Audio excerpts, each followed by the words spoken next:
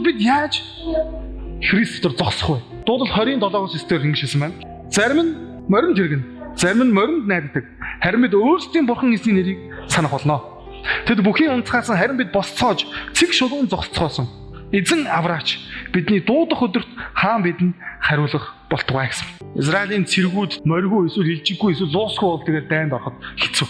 Тийм учраас дайсаа толгохдоо дандаа мордийн тоолдог, илжигийн тоолдог гэсэн. Тэгээд олзож ирсэн цэргүүдэд тоолохдоо цэргийн биш, тэдэн илжиг, тэдэн луус олзож ирлээ гэж Давид хаан маш олон удаа хэлсэн байдаг. Энэ бол дайсан гэсэн үг. Тэгэхээр дайсны эсрэг тэмцэхийн тулд яг дайсандаа ижлэх нь тоноглогдсон байх хэрэгтэй. Дайсан илжигтэй байвал дор хаяж луустай. Дайсны луустай байвал дор хаяж морьтой. Дайсан морьтой бол араа бадуутай. Ийм байж дайсаад арна гэсэн үг. Гэтэл Давид хаанд хэлэхдээ би моринд найдахгүй байна. Би дайснаас илүү гарах хурдан ч юм уу, хүчтэй ч юм уу, тийм морьтой болъё, тийм тэрэгтэй болъё гэж найдахгүй байна. Харин би Израилийн бурхныг санах болно. Магадгүй бид унцгаацсан байсан. Гэхдээ бид босох болно. Эзний хүчээр бид цэг шулуун зогсох болно. Эзэн Авраач гэж хэлсэн. Хэрэв та бүхэн еврей хэлээс нь яг энэ эзэн Авраач гэдэг энэ үгийг унших юм бол энэ үг маань Хосана гэдэг үг. Хосана гэдэг нь эзэн минь ээ, намайг Авраач гэсэн утгатай. Эзэн яг одоо Авраач гэсэн утгатай. Яг энэ цаг мөчид яг энэ үед миний төлөө намайг санаж ямар нэг юм хийгэж гэсэн үг Хосана маань.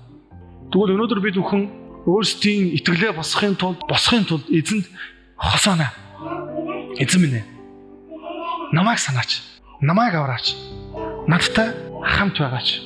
Бидний эсрэг талд байгаа хүч маань өөрөө та нар юу гэж бодож байна? Сууж байгаа гэж бодож байна, зогсож байгаа гэж бодож байна. Тэгвэл Илчит номын 12 дугаар бүлгийн 17-аас 10 дээр ихтэй.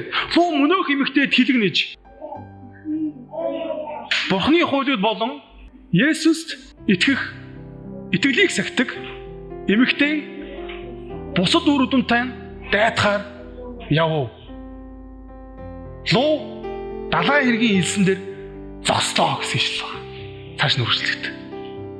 Юу ч ихэр эмэгтэй бусад үр дүн буюу Бурхны хуулийг сахидаг, Есүсийн гэрчлэлийг сахидаг тэр ард түмэнтэй луу дайтахаар явсан. Тэгээд Илчит номын 12-ын 18 дээр ихтэй луу далайн хэргийн илсэн дээр ирээд зогслоо гэж хэлсэн байна.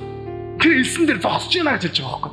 Зөгнөлийн тайллаар бол бэлэг тэмдгээр бол илс гэдэг бол энэ бол ард түмнийг хэлж байгаа. Хүмүүсийг хэлж байгаа. Юу ч ихэр тэр хүмүүсийг дайтахаар явсан бидний дайсан маань өөрөө зогсож байна гэдгийг Библиэлд хэлээд өгсөн байна. Тэгвэл бид дандаа суугаад авах уу?